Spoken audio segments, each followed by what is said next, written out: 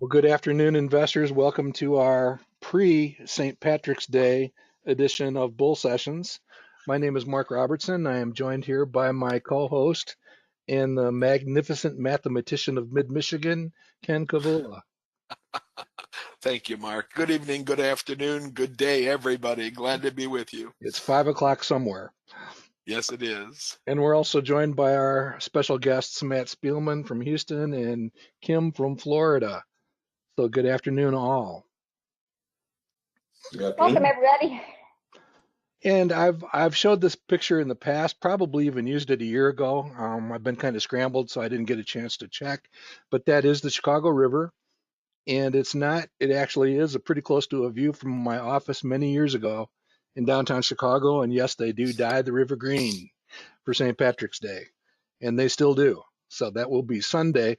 But because we won't meet again until after St. Patrick's Day, we get to do some pre-celebrating here. I'm not going to say that I have a cup full of Bailey's Irish Cream sitting by my side here. That'll be up to you guys to decide, but no, just kidding. Um, Bailey's is a good thing. Just a fact, Mark. We spent a week 2 weeks ago in Savannah, Georgia, and we're bombarded by the fact that Savannah runs the second biggest St. Patrick's Day celebration, including parade in the entire country, only supplanted by Chicago. Really? So we should be looking at Savannah. They do some pretty extraordinary things on St. Patrick's Day as well. We will do that. We will definitely do that. Seeing as how I hail from Savannah, the other Savannah, Savannah, Illinois. The other Savannah, right. The other Savannah. I always wondered, Mark, how did Chicago determine what to add and how much to add to get the green color? And I didn't realize it was the Plumbing Association who does it. We actually covered that a few years ago. We could go back and get the St. Patrick's Day broadcast from Bull Sessions, and we actually had the quantities and the number of bags and what they do and all that stuff. So I don't remember the details, but I do remember, Kim, that it's a vegetable-based kind of a dye. It's not well, they're all chemicals, but it's not something that you mix up in a chemistry lab. It's more mundane than that. Supposedly biodegradable. Yes. Well, supposedly. Yeah. Well, cool. So Ken, do you remember our visit to Donnelly's Irish Pub I certainly do. We had quite a nice time there. Yeah, that's near Peoria, Illinois, so good place to hang out. But today we are going to talk about going green. A number of our favorite stocks are dare I jinx us, Ken, robust in green ink. So we want to look at that a little bit. And I also want to take a look at, is Ann Manning in the audience by any chance? Yes, she is. Okay, so Ann, we're going to take a look at your prove calculation for CVS Health as part of it. And then we'll talk briefly. I don't know whether we'll actually get to the point of a nomination, but we want to start scratching around looking for more purchase candidates for the Buttonwood portfolio. Any other thoughts, Ken? Well, just that Dennis out in the audience wants me to make sure that everybody knows that it's not exactly a clear river that starts out and then goes green. So it's clearer than it used to be. Yes, it is. There you go. And it's never caught on fire, so we're all set. Yeah, they're ahead of the game there. All right, here's our weekly look and reminder that Portillo's is not a sponsor of this session, but they should be. The couple there on the screen are my parents, and they would often come and we would go to the Big Ten basketball tournament, so hence March Madness. And yeah, that's my mom and dad embracing Portillo's. And they would second again. Did they get paid for that, Mark, or did you? Well, long story short, what a great time. I mean, my mom was pretty sick at that point, and to the point where she didn't really get around much. But when we got into the United Center for the tournament and we watched a couple of games, we're sitting right in the middle of the Michigan band and cheerleaders and just having a great old time. And she had to be completely exhausted. So she looks over at me and says, "Can we get tickets for tonight's games too?" So it was a really wonderful experience. Our friend Mr. Emmerich here is trying to get an Illini cheer raised in the audience. So Oh, he's we'll see doing if he ILL, INI, we'll Steve, see INI. we'll see if he succeeds or not. Okay. Okay. Well, I would answer him.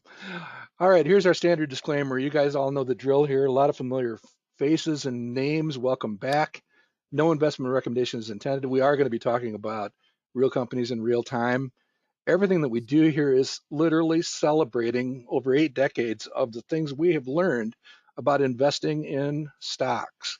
So everything here is to illustrate and demonstrate those techniques and methods for how do you find a good stock? How do you take a look at it? How do you make that decision? How do you build a portfolio? And how do you manage that portfolio? That's what all of this is about. Please do your own homework. Let me say that again. Do your own homework before making any decision. And we may talk about companies that we actually own. We have already been doing that in the green room. So we'll try to remember to disclose that. And then just remember, it's up to you.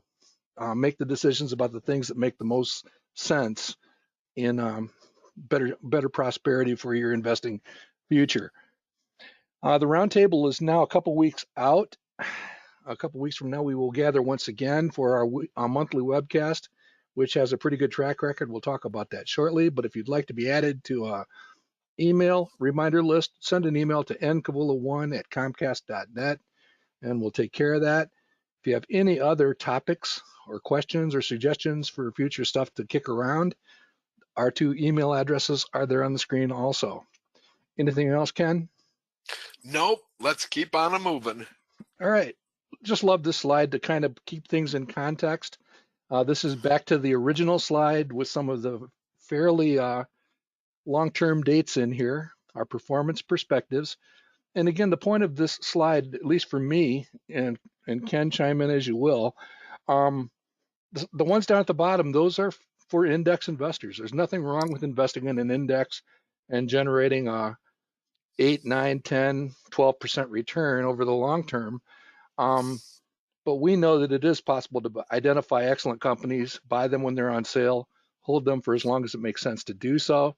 Those top 6 or 7 names up at the top represent the 7 most widely followed stocks by Manifest Investing subscribers. And you can see their returns over fairly extended periods are literally off the charts. That can make an incredible difference in your investing experience. And we just encourage people to come along for the ride. And anything you'd like to add to that, Ken, or what do you see here? Well, only that our Magnificent Seven doesn't exactly match the market's Magnificent Seven, but we're looking at a couple of pretty regular kind of community favorites here when we point out that Visa and Fastenal really can play in the same ballpark long term as these stocks that we've been hearing so much about. So it's just great when you can deal with stocks that are going to beat the market by 5 or more points and do it over extended periods of time. And we're not having that much of an issue finding these kind of stocks and finding them at prices that are attractive. Absolutely. And in the green room, we were talking and celebrating a little bit over installed business products. Kim, installed business products is the reason that this one is up there right now.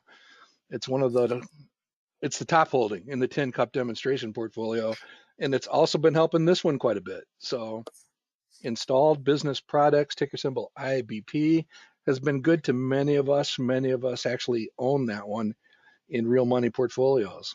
So anything else here? Nope. Let's Press on with our weekly keep look these at slides moving. We're back to the blue line. Okay. back to the blue line. Basically, a lot of stuff fairly reasonably priced.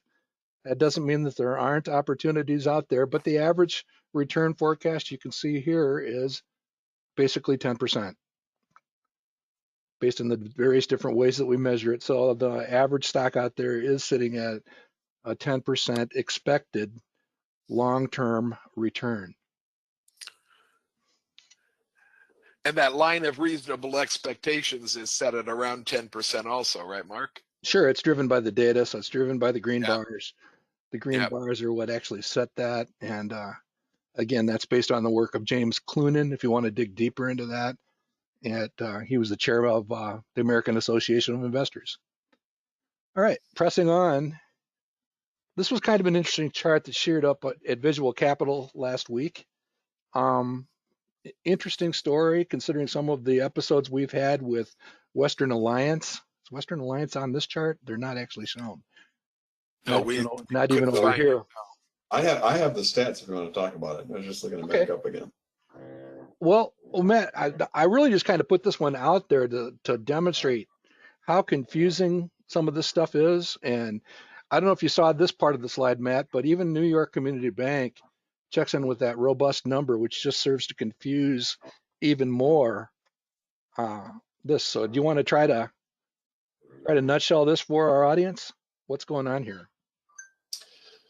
Yeah, I mean it's a good place to start when you think of, let's say, Citigroup or Bank of America. Even though they are of such size, they probably do have some. They could make the news if some very large building or famous building goes under. They can make a headline, but in terms of what it means to their bank, it doesn't mean much. There are a couple. This is probably still at a 10,000-foot level because not all commercial real estate is the same, right? Everybody's worried about office real estate, and in particular, central business district office skyscrapers. It's kind of funny because it's a reversal of fortune, and there still are a number of shopping malls that aren't so good, but shopping mall REITs have done amazingly well in the last few years. Most of them. Because that's kind of been a hot sector. People have been shopping more in person because they're not back and forth to the office every day. And although Amazon's doing just fine, if you look at my street, there are options. Maybe just to go over that. So I will tell you for Western Alliance, because we were talking about it yesterday a bit. Western Alliance's percentage of loans at their commercial real estate is 19%. So let's say more than PNC, not as much as Zion's, more than Fifth Third. However, Western Alliance, 44% of that 19% is actually hotels. Now, hotels have had their own moments where it hasn't been a good bet, but Western Alliance specifically stepped in during the early days of the pandemic when hotels were shut down and made some good deals. So they made some loyal customers who Western Alliance got out of a tight spot. And given the state of travel, that's paid off pretty well. So to further dig into that, office of that 19% is just 25%. And most of that office, 75% of that is actually suburban. So it's, low rise, doctor's offices, dentist offices, law offices, places that people generally can't work from home and do their work. Despite telehealth, people go to the doctor, right? If you're going to get stuff done. Only 2% of Western Alliance offices is central business district. So that's 2% of 25% of 19%. A tiny, tiny little bit is what you would say potential headline making. Likewise, looking at New York Community Bank, and I don't have the exact numbers here, but the worries with New York Community Bank is not just this one metric, reliance on commercial, but the fact that it has two significant concentrations. Almost half of that is in rent-controlled apartment buildings. And those had a significant law change in New York City in 2019 that essentially stopped the otherwise lucrative trade of buying the building. And believe it or not, you can't just shut the building down as an apartment building. You actually paid off the tenants to leave and turned it into condos as a way as sort of a flipping a whole skyscraper. That was basically forbidden in 2019, and so has been, if you will, something that's been building momentum and really impacting that business. The other thing is, and again, this is where there's a couple intermediate statistics that fail me, but 25% of its office building holdings is in Manhattan.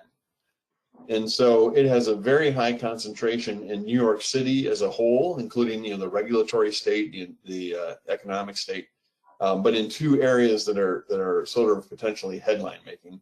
And even if none of their buildings are impacted, just the fact that the markets for those are either seizing up, as done by apartments, done by law, by ordinance, or having their values restated, but then having to turn around, that impacts their capital, and that's where you get into a point where people wonder about its bankruptcy. So of course it's uglier than that, but this would be a quick way.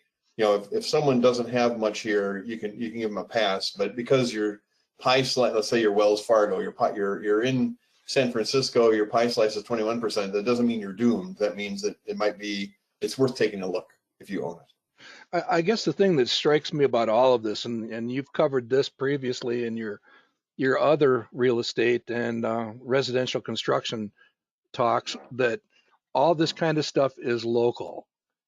And Yeah. you got to understand, the biggest thing that I remember from the Western Alliance thing was them holding up their hand the morning of the disaster saying, but we're not a California bank. They basically went to great strides to show that any strife that was being seen in California, they were not directly exposed to it, to the Silicon Valley Bank and all that kind of stuff. So this is just a reminder that sometimes there's a whole lot more to the story, and you really have to understand the local characteristics and drivers and everything else about something like this. So very, very, very It's interesting. easy for someone who knows just enough to be dangerous to really get burnt. Yeah, and I can attest to that, but we don't want to talk about that now. Actually, we should, but we'll Well, table it for Mark, another day.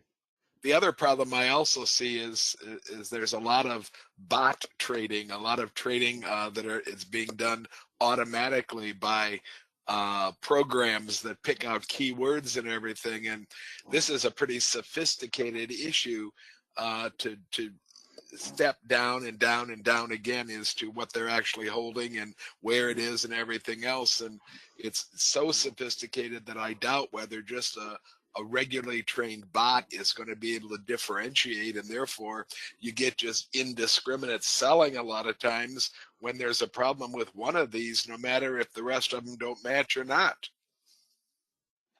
Absolutely. In fact, I don't remember his last name, Scott from the Wall Street Journal, actually wrote of the algorithm-based trading that goes on, and he talked about the generations of evolution in that. So if you have an early stage algorithm, a simple bad word in a news article can drive the trading of a particular issue. And hopefully over time, they're going a little deeper into the algorithm, if you will. So anyhow, I just thought this was kind of interesting graphic, interesting perspective. Just a reminder that the cases are different. I don't believe you have to be a bank analyst to invest in stocks in the banking industry, but it doesn't hurt to know some of the underlying stuff. And as Matt said, I continue to be troubled by, if Flagstar is truly such a big piece and it was a very healthy segment of New York Community Bank, and they apparently got the pieces of Silicon Valley Bank, or was it Signature? Signature. They got that at pennies on the dollar. So, what is the true book value of a New York Community Bank at this point? It's just a kind of an annoying / nagging question for me. Mark, we should remind people about some benchmarks on this return on average assets column that you have on the right here. Yes, yes. A 0.85 number is a good solid average value for return on average assets. So when you see something around 0.85, that's a good solid bank. And when it moves up to 1.25, you're looking at a good B plus A minus if you were giving it a grade as far as quality of bank is concerned.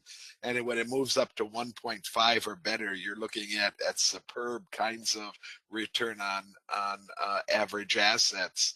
and these numbers are reportable in most of the data that a bank puts out there. Look for ROAA if in fact they're doing a lot of letters rather than words. Mhm. And it's a good indicator, according to our bank people in our community, it's a good indicator of the quality of the bank and the strength of the bank, and especially the strength of the management of the bank. All right, we beat this one up enough. I mean, here's a longer term look at Axos Financial. Hold that thought. We're going to come back to them later. These are the numbers Ken was just spouting off on. Anytime you get up above 1.5, it's certainly meritorious and worthy of trying to understand more what's going on. All right, here's just a quick reminder of why we do continuous surveillance and hunt for smaller companies. It's another Sean Mace original on the left there. And clearly the groundhog is looking off the radar. And just a point to be made, if you find a really exciting, promising young company, rapidly growing, it can be extremely rewarding. And probably with less risk. Now, I probably get in trouble with the authorities, but with less risk than perceived if you know how to gauge an excellent company. Is that enough disclaimer, Ken? Did I cover myself okay? Yeah, I think so. As long as you don't go ahead and focus on PE values for these kind of companies, absolutely. Yep. And remembering size your ammunition super, yeah. that risk is not volatility. Yes. Yep. And Kim, you had a thought?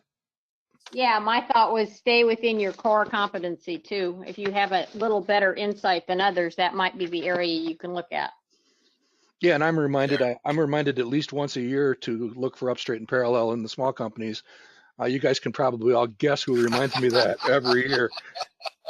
Well, Oh, and Mark, remind yourself also that when you're reading that paragraph description of the company, if you read it and don't understand a word that you're reading, you probably just want to move on. There's lots and lots of candidates out there.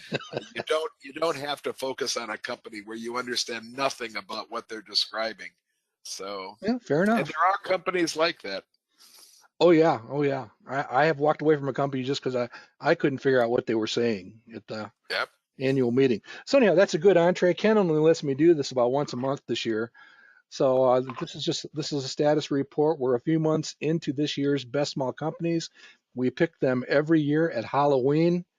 We had actually beaten the Wilshire 5000 8 straight years. We're on a 2-year losing streak now.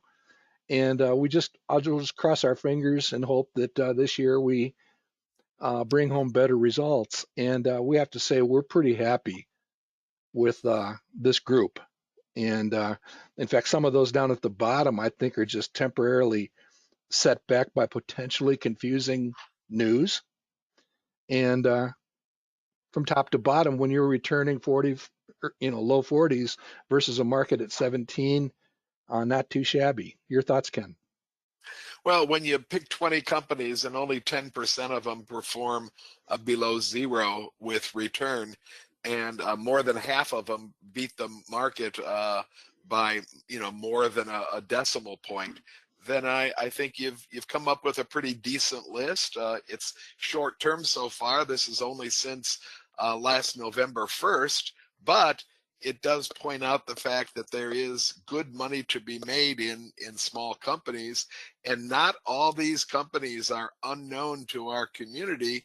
And I think Mark and I and some of our friends are doing as much as possible to try to bring stories on some of these companies to the general audience so that you can become part of this whole race to the top. There's quite a few that we've studied.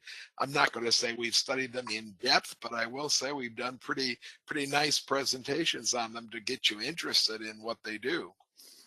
Absolutely. And for those of you wondering why were we talking so much about Western Alliance, that's one of the reasons right there. It's among these 20 companies. Oh, I forgot to say happy anniversary of SVB's season. This time last year, there were very long forum streams made, and we were all getting up to speed on. On Western Alliance for sure. Yeah. Call it Chicken Little Day, right? Right, Matt? Okay. Yeah. Yeah, we're probably at the point where people are looking at long-term impacts on long-term capital gains or losses from that situation back then. All right. So we'll come back to this one in a month or so, unless something else. All right. Another update. Here is the groundhog standings as of sometime today. Looking pretty good. Again, you want to talk about a year ago? Very few groundhogs a year ago were above $1 million. I think there were about 8 1 year ago that were above $1 million at this point in the contest, which starts on February 2nd every year. And this is a much healthier list. The only thing wrong with this list is that it doesn't include number 51, and I'll let you guess who that is, Ken. Is that you, Mark? It is. I don't like falling out of the top 40, but it's good to see Kim and Ken and Cy and up at the top here, and just some pretty good I'm results so far. curious, just out of curiosity. We know a lot of the members here because they've been around a long time. Do we have any idea of how many of these members are like in the under 30 group? So hopefully we're having an impact to get younger generation to get involved. Well, I think you should use under 40 then, Kim, okay? Now, wait a minute. I want to think positive. Hey, based on our demographics in our community, I'd settle for under 50. But well, that's the whole point. I would hope that we could get this out there to get it to a younger generation. I can tell you that the 2 specters are young people. So is Will Mobley. There's a number of names on here that fit that description. Maybe that's something worthwhile. This contest is in way. Maybe next contest we should have best under 40 or best under 30, like a lot of top things do. Recognize young people also who've taken lessons to heart and are performing well. Well, I will tell you that I know the one under 40 is number 3. That happens to be my son-in-law, Nick Hurst. So I know he's under 40, and he's basically riding Coinbase. He traded out Coinbase and basically gave Berkshire Hathaway the year off, and that's turned out to be a pretty spectacular decision. So, Mark, we have a couple. That's great, because you know what? We as investors, of our generation, really would like to see a younger generation succeed at this. Oh, definitely. Mark, we have a couple people that would like to know what's riding Sandy Castor from 122 to 28. Do we have any idea what's in her portfolio that's making that big move for her? I don't know. I hate to jump out, Matt. Maybe you can check from the groundhog standings to see what she what has. If it's not Oracle, right? If it's today, I won't know. No, this would be. Oh, yeah, that's true. 1088. And while he's looking, so Celsius Holdings is her top performer. Celsius, and that's gone up pretty handsomely, as you can see here. We were kind of worried about Celsius not that long ago, and it's cranking along pretty good. The thing you always worry about, those who crank along real well in the beginning, do they flop out in the year? No. Yeah, don't peak too early.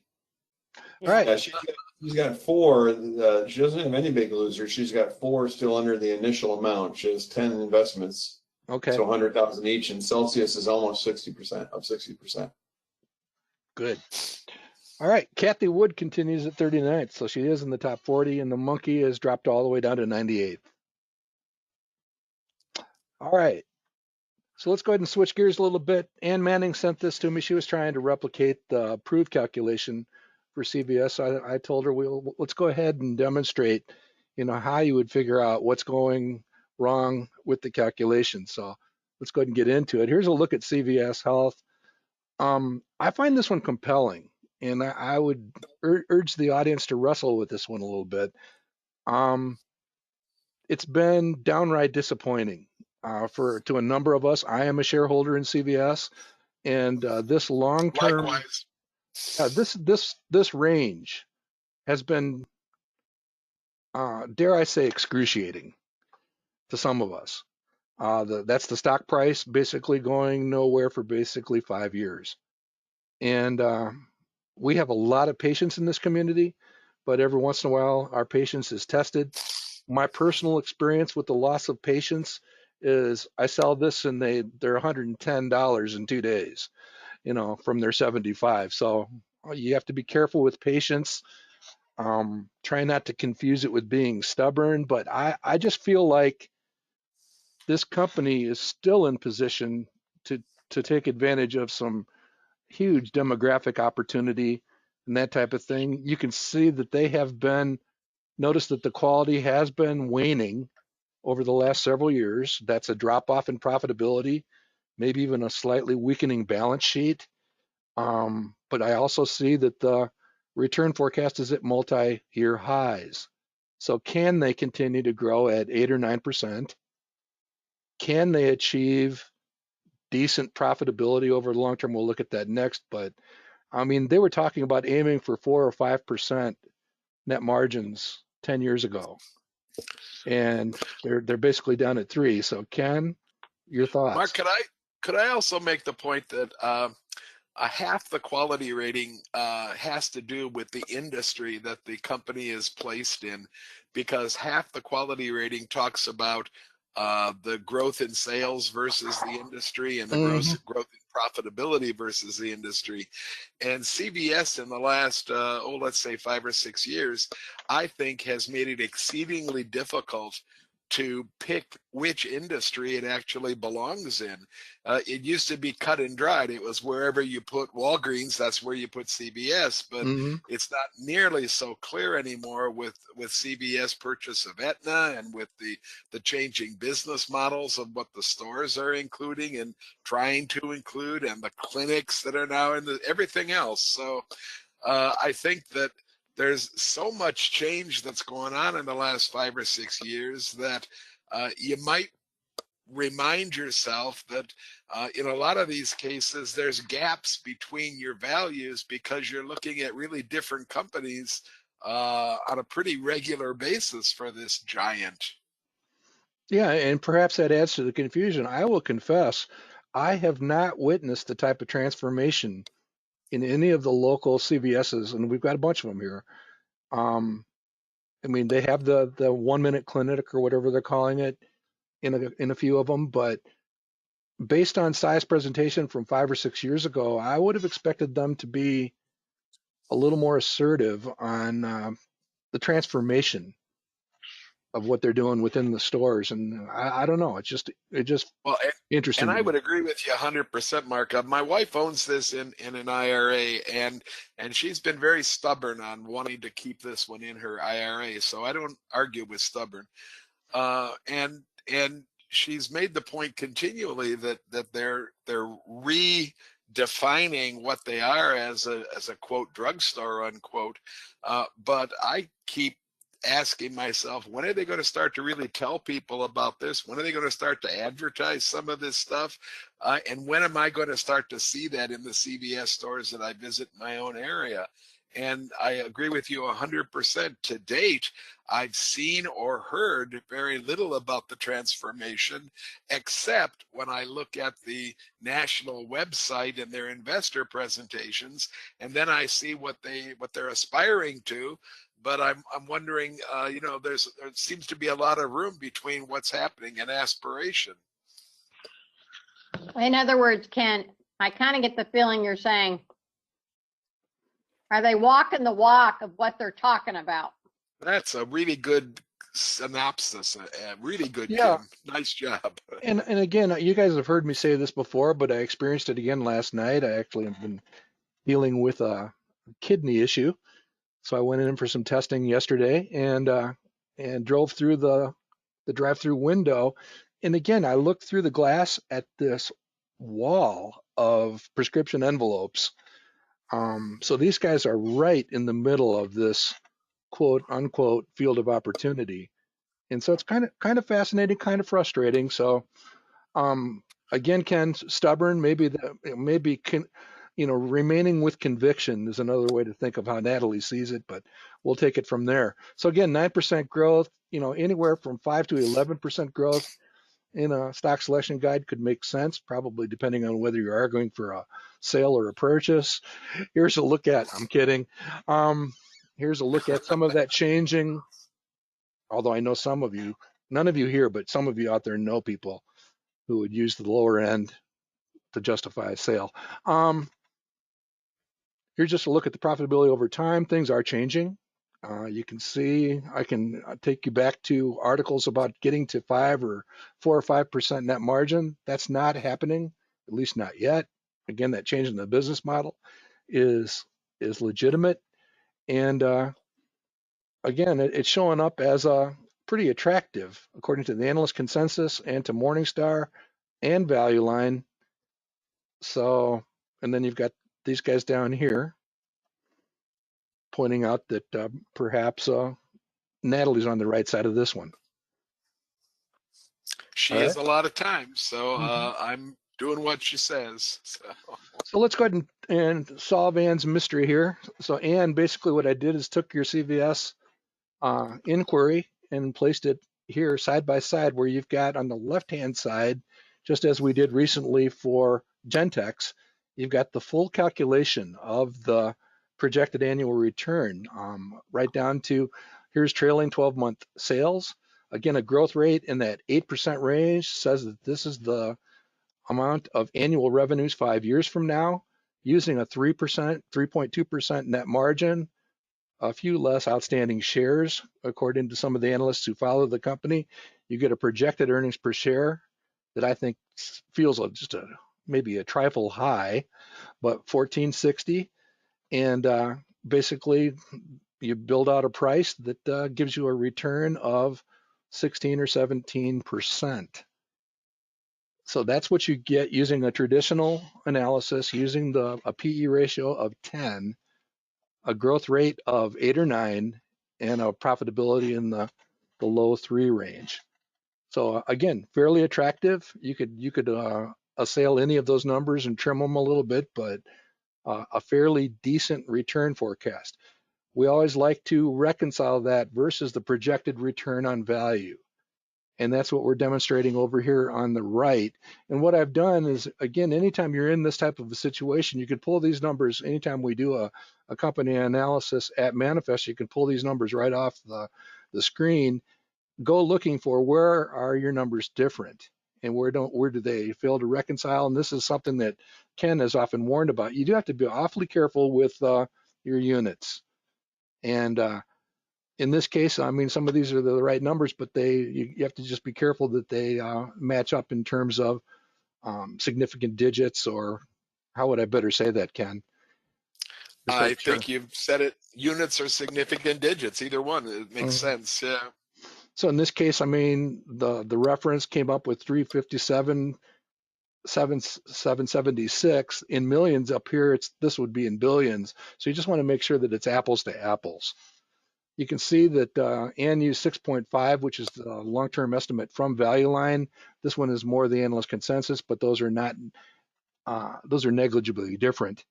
For the current market cap, right on there in terms of the 90, basically 98 versus 87. That's just a function of the stock price. Here's where I think the trap comes. Pulling the total liabilities, that's actually 176.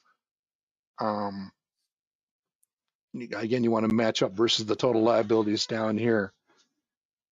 Same thing for cash. You want to make sure that you match up in the digits. And when you go through and actually begin punching the numbers, making sure that you're sticking to the right digits measured in millions, you actually end up with this 13.1. And again, the process is basically starting with the current sales or trailing 12 months, escalating that at 8 or 9% to get this 5-year sales forecast. And then at that point, jumping from here over to the right-hand side and applying your expectations for the projected operating margin, and then calculating these three components of the enterprise value to get there. And again, that's an opportunity to do that without entering the PE ratio into the picture, and that can be a formidable weapon. So hopefully that, again, what we wanted to demonstrate was just put the numbers side by side, look where the variances and differences are, and you were 99% of the way there, Ann. Any comments or questions, Ken or Ann? It just reinforcing the fact that you need to decide what units you're going to use and then make sure everything's in those units. You know, that's the biggest issue. We have a hand in the air, and maybe it's Ann herself. Let me see. It is. Ann, you're on. No, you're not unmuted. You'll have to unmute on your side, Ann. Good afternoon, Ann. Hey, thanks for doing this. Okay, so I still don't understand what I did wrong, because I'm looking at this and I'm thinking those are the numbers I used, but yet I came out with 0.03. So I'm not real sure. Can you go back to my slide? Sure. Because I'm not sure what it is I did wrong. Because I've done these, and then I got to CVS and it was totally wrong. So I don't understand what I did wrong. Well, this one's going to check out pretty well, right? That's going to be roughly 90 billion. That one's okay, but this one really needs to be 176,800. Oh, is that what it is? Yeah, and then that will distort both of these, which means that your enterprise value was off by that mismatch in billions versus millions. Okay, so it's 176,800, and then Yeah, look at one. it here. This is the current number from Y charts, but it's basically your 176,800. This is one of the mismatches. You follow? Okay, Same so thing. I just have the decimal in the wrong place. Exactly. Right, and then you're showing $16.19 in cash, and you have Okay. to make sure Okay. that's adjusted also. Yeah. Yep. Yeah, I just can't figure out why it was wrong, because I've done a bunch of these, and then first time I did it, I came up with 36% proof, and I'm like, well, that's wrong. So, okay, thanks. I appreciate it.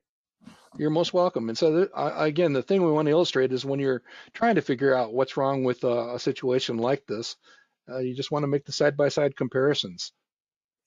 And a lot of times the mysteries will evaporate. All right. Okay, thanks. You're welcome. Thank you. And thanks for a great presentation last Tuesday night.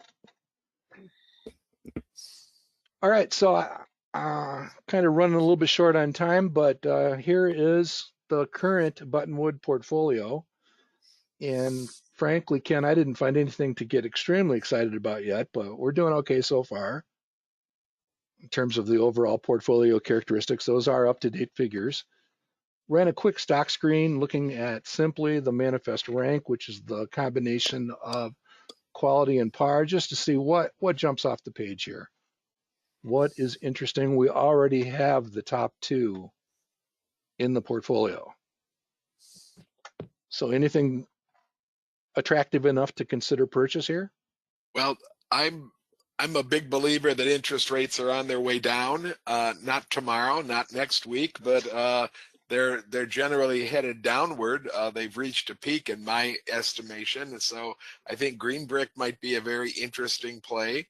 A bank might be a very interesting play. I'm not in love with Axos, but I wouldn't mind putting Axos in the portfolio, or Western Alliance, either one of them. I think MP Materials, Mark, which is right beneath it, is probably a little bit much riskier. That's the miner, the rare earth miner in the United States here, and I still think it's open to a lot of price manipulation by China. That seemed to have been the problem a year ago, and I don't think that's abated. Don't know anything about Helios. I think Iradimed might be a little bit too small to put into a portfolio like this to start with, although I like it an awful lot. Main Street Bank Shares, that's a new bank for me, and I've put it on my list to take a look at. And Mark, what do you know about Proficient? I don't know very much about it at all. I don't know much about that one either, so we'd have to Okay. rake that one over I the coals a little bit. I would say if we're going to be looking for something that we know something about, I would go with either GRBK or Western Alliance or Axos, one of those three. Okay, Matt, what do you think? Kim, what do you think? Well, I mean, the real estate market is still seized up. 30-year mortgages are now available with, if you pay some points, you can get it for 6%. There have just been a few local market news items that this year will at least be better than last year. I think that goes very much to your point, Ken. Right? Interest rates have peaked and people are thinking they're going down. There'll be pressure that they go down. But it's still far from, and I'm talking the existing housing sales market, which any real estate firm or someone dealing with the sale themselves are not happy at all. But the builders are what's essentially filling the breach. Anyone who needs to move for their job or for a change in family situation essentially has to build something new. GRBK did have a few updates from with the last earnings update. They have pulled out of the Denver area. Really, it's Colorado Springs, where they were looking at Denver, and they have begun site work for entering the Houston market. Houston is certainly also a highly growing market. It's kind of it's their neighbor from Dallas. It's a little bit more. The thing I'm sad to see, because Denver, well, Colorado Springs itself is a smaller market. I'm sad to see, or maybe it's just the next phase. GRBK is not so much the Berkshire Hathaway of building companies, meaning they do a lot of acquiring and leaving them alone. A lot more around their trophy signature homes, their first or entry level homes, and a lot more doing it themselves. But I think they're big enough to try that out. So they are evolving, but I think they have they're in the very best markets. They have very strong positions. They have a strong cash. They have enough cash they could buy another 10% of shares out if they do not end up acquiring someone else to fill in where Denver goes. So very strong position, even as the market goes from crazily out of whack to normal. Yeah, I I'll had just seen that. balance. I'm sorry, go on, Mark. I was just going to say, I saw the news out of Colorado, and I wondered if that meant they might be inclined to switch horses out there or something. Because as far as I know, they were working with the single firm in the Colorado Springs area at this point. So I don't know. They might. I think Denver is a little bit more higher price for its potential, if you say that's the trade-off. Mm-hmm. But yeah, I would hate to think they threw away all the experience they gained there, but we'll see. I'll balance GRBK with just a little bit. I follow MHO very closely. That's MI Homes, a different market, slightly different business model. They've just moved back into the buy range in my estimation, and it's not nearly as attractive right now with the sales growth or the par value as GRBK is. I follow Western Alliance quite closely. If we want a bank in this portfolio, I can think of a lot worse banks to choose from. And Axos is certainly a whole different business model entirely, with it having zero brick and mortar of any kind and a very high return on average assets. It's certainly not disappointed, and a lot of the negative chatter that surrounded this bank 3 years ago seems to have completely dissipated. So I would be happy with any one of those three. I'm not tied to any one of them, but all three sound good to me. Well, and you can go back, Mark, a minute. Sure. Where is this world going? None of us knows. Will interest rates go up? Who knows? Will they go down? Who knows? Will it affect housing? Who knows? But what struck me the first thing is when I saw this was, we have a booming economy or a horrible one. If we end up with some crazy WW happening, people are going to drink. So to deal with the good, the bad, but well, it's always 5 o'clock and have a drink. Kim's always bringing it back. And which, and is that Diageo? Is that what you're Yep, focusing that's us what on? I'm Okay. focusing on. All right. But you know what? There's something consistent about human behavior. Well, I will say we were very interested. My stock study group for my club is looking at our next target, and I was looking kind of around consumer staples because we're well represented in technology and medical. Well, we have another team looking at medical, and what came up was Diageo and Keurig Dr Pepper, if you want non-alcoholic too. yeah. But it was hard to put an industry study together of great candidates. Coke and Pepsi are both about market. Same with the alcoholic ones. But I was definitely looking at that was kind of sticking out as an opportunity as well in a sector that you would just as Kim said would do well even if things aren't so rosy. And perhaps more if they're not. Yeah, it's Mark, is the 12% sales growth going to damage the portfolio a whole lot? I know that we'd no, like not to at keep all. the sales growth top. I'm forgetting what the sales growth in this portfolio is right now. Forget no more. 13.4 so far. And that's So, including the sales growth coming from the Vanguard, right? right. Which is right on average, so it doesn't impact it at all. Okay. So I could support Diageo with no problem, sure. I presented Diageo within the last couple of months at Roundtable. And I had it in my portfolio last year in the groundhog. Okay, well I'm okay with that. I mean, that's just my thought. Maybe we expedite things along a little bit and pick up some Green Brick, and I am completely comfortable with Western Alliance and Diageo. Okay. So that's gonna require selling off a little bit of our Vanguard growth in order to finance that, but that's fine.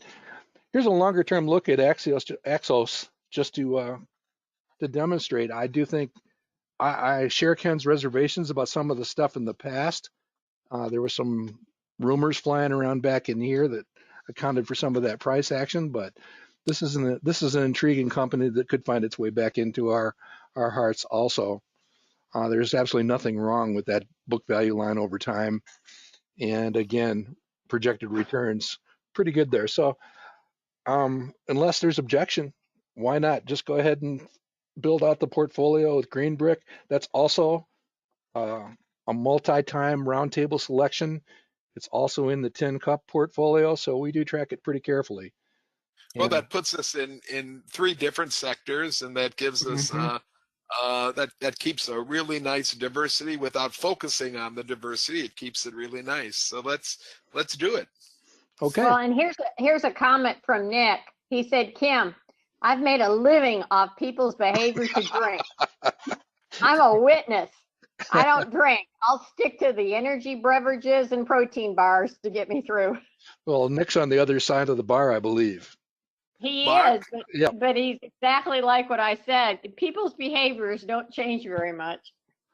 Mark, while we're on that screen, Steve Emmerich is with us today, and I know that he has some comments about Iradamed. So after we decide whether we're going to put these three in the portfolio, maybe we could ask Steve to enlighten us about what he thinks about this Iradamed company.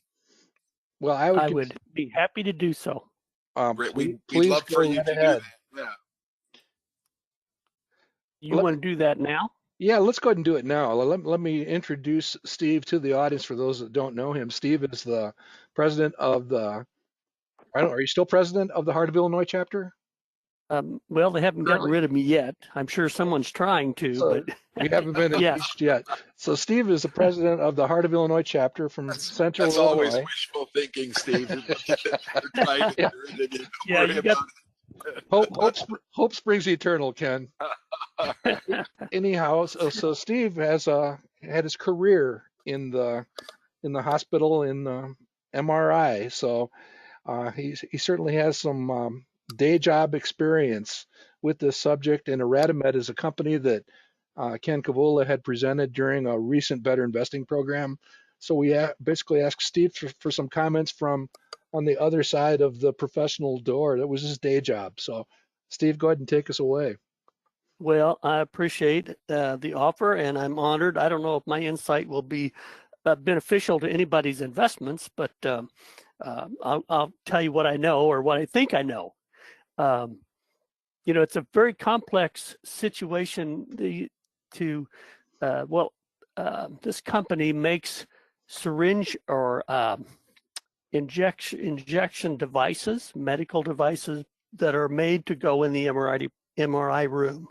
Very complex because you have a high magnetic field, which eliminates metallic things that are ferrous, and we use radio frequency to create images, and all electronic devices create radio frequency, and that radio frequency can cause image artifacts,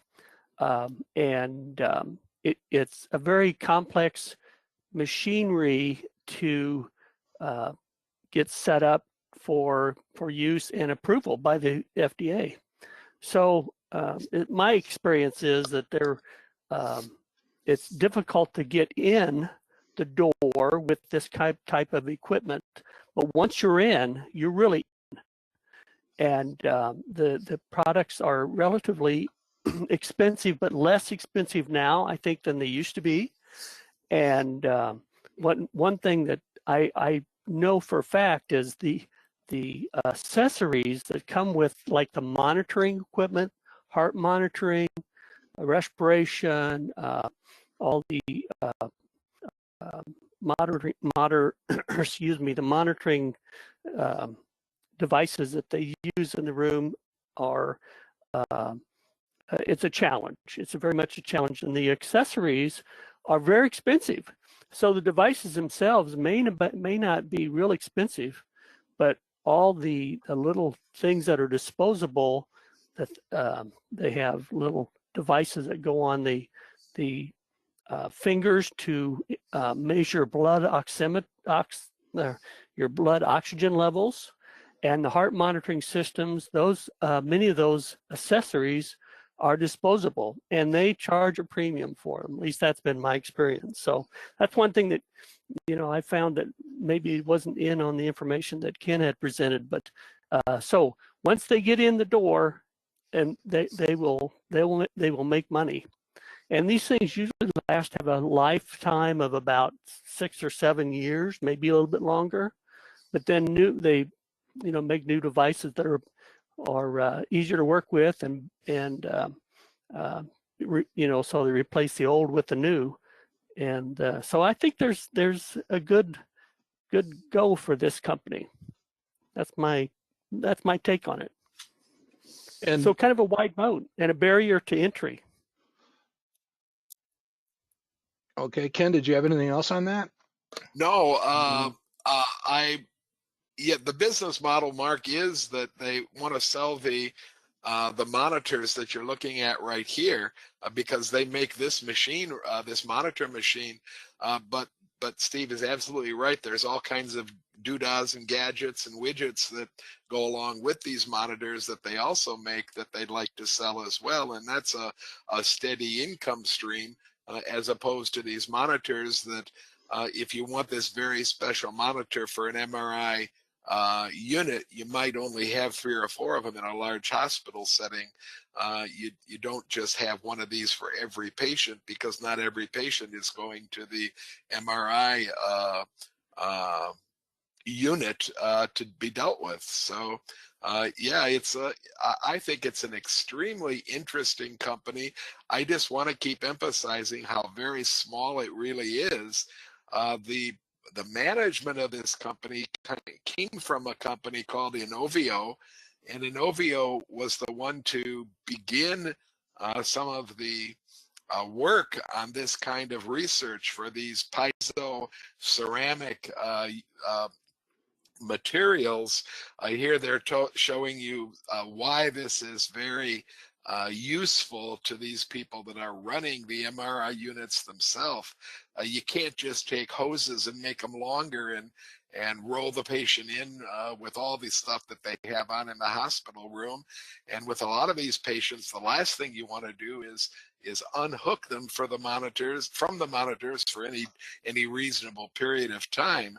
Like I said, the management comes from this Inovio, and Inovio is under the umbrella. I don't know if it's owned by Philips or if it's under the umbrella of the Philips name, but Philips had made it clear that Inovio is moving out of this technology.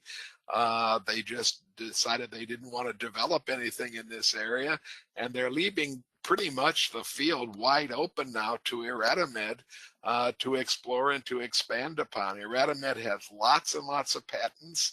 I think the number was 19 the last time I looked, with a half dozen or more that were pending. And of course, patents expire, so I don't know which are the really important ones that will expire soon. But if you're interested in the company, there's quite a bit of information on their website. Mark was kind of showing you an investor presentation, which is a great place to go for basic understanding. And it's a great place to go to develop questions that you might want to research then. There is a fair amount of material online that doesn't come from the company that you can search out and read about, and most of it is quite positive. Again, check your sources. Make sure you're not dealing with somebody whose brother-in-law works directly for the media specialist at IRadimed. But for the most part, I think that it's a very interesting medical device play, very, very small company, and it would be something that we're kind of discovering along with the market at the same time. And those kind of companies many times have the potential for quite large gains. The other thing that we talked about prior to the meeting was that these kind of companies are many times seen as plums that larger companies, maybe GE Healthcare, for example, would be interested in acquiring at some point. And an acquisition is usually really pretty nice to have when you're at the owning the smaller company that's being acquired. That usually puts a nice boost in the stock price, and you get out of it and put your money into something else that is interesting and very small. Yeah, So all in all, I think it's a great subject for more study. I'm not recommending it at all, but it's a great subject for more study. well, I think we should rake it over the coals a little bit more. And I found myself actually Excuse me. wandering back in thought. We've been doing this for a long time. Back to the original days with the O2 sensors, moving from the fingers to the temple of the infants, and companies like Masimo and Biospecifics Technologies. And, we went into them knowing that these were relatively small companies, and a great number of them, and I could list off a few more Massimo-like companies that worked out pretty well for us. So I don't think I feel the same trepidation with tiptoeing into that field. So Certainly, that's just an certainly editorial comment. they have a nice 10-year history of nice revenue gains over the last 8 years. And that Okay. the competition of in vivo was the Cadillac model when I was working. And the anesthesiologists, the guys who are kind of responsible for monitoring the patients, that was their preference. It was easy to use and pretty straightforward to set up. So that's why in vivo was so strong for so long. And this sounds like this company's got things figured out. So if you can make doctors happy, you'll be successful. As a nurse, I can tell you anesthesiology manages the blood pressure, the respirations, the heart rate, and every patient will have on their own individual pulse ox on the finger and EKG pads, and that's a reoccurring revenue item because you have the one big central monitor on the anesthesiologist anesthesia cart, So you got one in that room, and you could have 7 procedures in that day, and you'll have 7 more reoccurring revenue items that are going to be individually used. So that's also Yeah. one of those. Yeah. Exactly. And with Okay. with COVID coming along, you know, everything's disposable. You throw it all away, even though it's a highly technical electronic device. You throw it in you throw it in the dumpster. So It is amazing having experienced some of that up close and personal just as recently as yesterday. All right. So we thought this was going to be an abbreviated session, but you guys are great. Um, we will go ahead and add those 3 positions and address more and talk a little bit more about Radimed in the future. But I wanted to close down today just pointing out um, we do archive all of these presentations on the YouTube channel. Ken, were you going to say something? Well, Mark, we just got a question or a comment recently that one of our people in our audience understands that there are warrants, and this isn't like an arrest warrant or anything like that, but there are warrants associated with the Axos company, and she'd like to know what exactly is a warrant when it's used in this kind of context and everything. So maybe in the next couple of bull sessions, we can investigate what warrants are being used with Axos and what that actually means. Yeah, I would compare it to a form of options with conversion potential, usually with a time frame. So yeah, we can cover that in much greater detail at Yeah, a future session. it might even be things that are available to employees or to special stockholders. Absolutely. So yeah. And people with the last name of Buffett. Um, good Yeah, stuff. he gets a big discount with those warrants. Yeah, he generally gets a pretty good deal. All right, so with Shall I that, try to yodel in the background now while we look at Frankenmuth here? What do you think? it's Frankenmuth, Michigan. We just wanted to bring your attention to approximately a month out. We're going to continue with our Getting Started series, and that is Frankenmuth, Michigan in full bloom, and that's the way we like to see our portfolios behave. This is a picture from Pictured Rocks up on Lake Superior, and those are the 4 components of the sessions we're going to do: gaining confidence, narrowing the field, the contenders, and another Let's Talk stock panel. We'll be out with more information on all of this. You can register for any of the sessions or all of the sessions. That information is forthcoming. I think Natalie's already released some of it. And this is just to wet your whistle or maybe raise your appetite. I went back and took a look at, as you know, we keep track of all the stuff we do. This is from the National Convention back in 2022. And we were talking earlier about the joy that installed business products has brought to Tin Cup in a number of our personal portfolios. That idea was inspired by Susie Artsberger. And Ken confessed before we came online that he owns the top 4. So once again, he's buying dinner. I just listening, just listen. That's all you have to do. Listen. Hopefully you never get tired of buying dinner, Ken, because I also own one of the bottom 4, Mark. So that balances. Well, my name's down at the bottom here. So, and well, by the I way, don't own Generac, but I do own Yeti. So this is where Natalie and I need to huddle because I'm going to be stubborn on Generac. It ultimately is going to make sense. I don't know if we're able to make money as an investor, but it's ultimately going to make sense. But that's just whet the audience's appetite, and we'll do more with that later.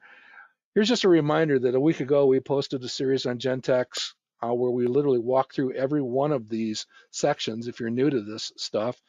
And you can actually get to this public link right here, whether you're a Manifest subscriber or not. And we walk through this entire summary, which basically shares a bunch of fundamental characteristics that we know are important based on 8 decades in combination with perspectives and opinions, and just kind of collating them all into one place. So that's just there for you to remember. And that's all I got for today, Ken. Anything thank else in you, the Mark. hopper? Thank you to the audience. I've kept up pretty well with the comments and questions. So we'll Happy St. wish Patrick's everybody, Day. Aaron go bra, and we'll wish everybody a nice week and hope to listen to you and see you again next Tuesday. Sounds good. Thanks, everybody. Take care. Good afternoon.